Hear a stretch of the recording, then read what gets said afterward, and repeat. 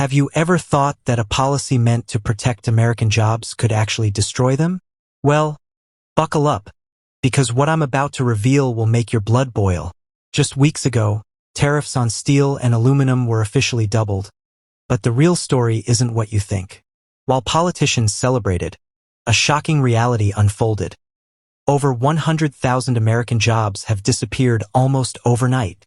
Our neighbors to the north are quietly taking advantage, and it's about to change everything we know about American manufacturing. Are we witnessing the downfall of a once great economic powerhouse? If you remember the trade wars of the past, you'll want to stick around for this. This isn't just about economics. It's personal. Let's dive into how these tariffs not only threaten our wallets but also our way of life. Welcome back to The Global Brief, where we dive deep into the issues that matter. If you've been following the political landscape, you know that tariffs on imported steel and aluminum were supposed to bolster American manufacturing. However, the reality is starkly different. President Trump's announcement to double tariffs from 25% to 50% was hailed as a patriotic move, a step toward reclaiming jobs lost to overseas competition. But did that happen? Not even close.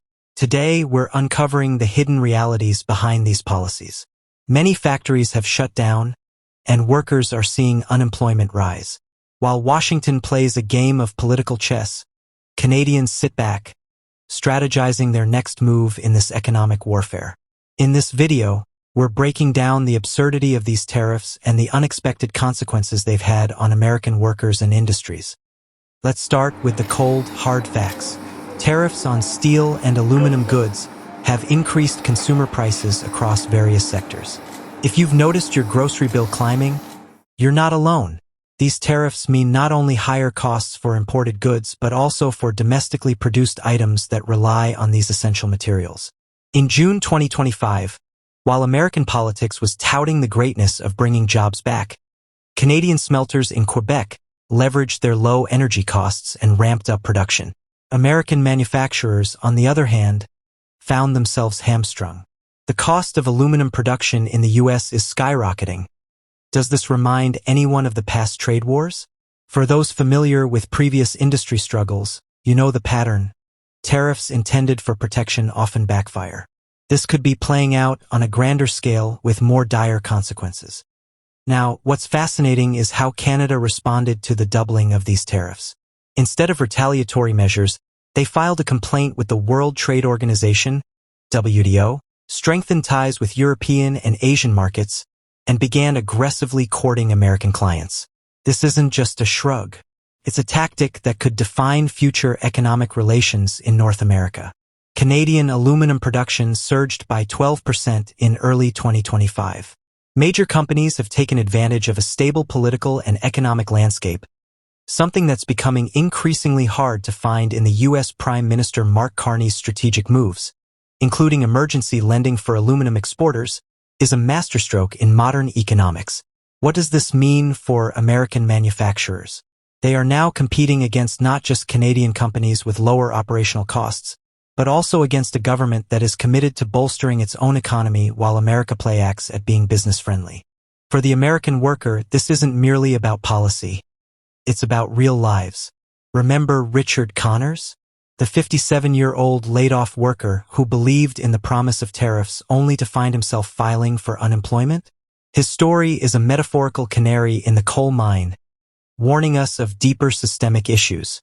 Many communities across the Midwest are now grappling with the harsh reality of plant closures and lost opportunities. This isn't just economics. It's personal. Families built their lives around these jobs, and now they're watching the foundation crumble. The numbers are staggering, with some estimates suggesting that for every job saved by tariffs, nearly 8 jobs in other sectors were lost. This unfortunate reality doesn't just affect individual families. It affects entire communities. As someone who's seen the ups and downs of American industry, I ask you, how many more warnings do we need before taking action? Is this the end of America's manufacturing dominance? As we stand on the precipice of a potential economic shift, the lessons from past trade wars are glaring. The clock is ticking for American policymakers to wake up and make necessary changes. Canada is not just defending its interests but positioning itself as a serious competitor. With 91% of Canadians supporting reduced economic dependence on the U.S., the question remains: how long can the United States afford to make the same policy mistakes? This isn't just about tariffs.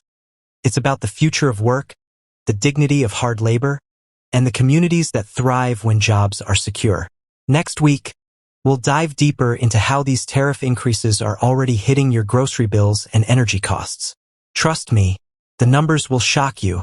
Don't forget to subscribe and hit that bell icon to stay updated. Let's get the conversation started below. What are your thoughts on America's economic strategy? Are we watching our once stable industry falter? I want to hear from you.